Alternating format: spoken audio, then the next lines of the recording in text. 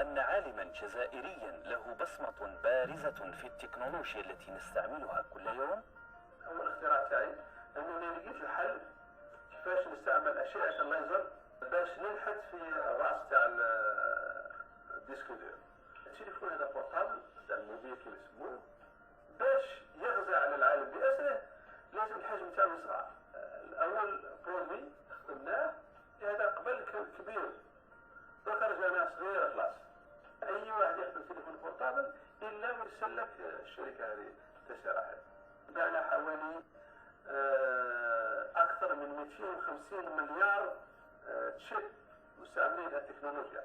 الفيديوهات هذوما الكل الله ما شفتوهم الكل موجودين في الاورديناتور، هذوما الكل يستعملوا هذه الفكرة اللي يقومون بها عند حوالي 20 سنة.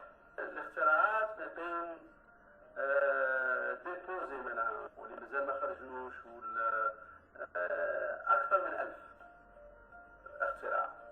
إنه العالم الخلوق شرف الجزائر البروفيسور بلقاسم حبة، سليل مدينة المغير ولاية الوال.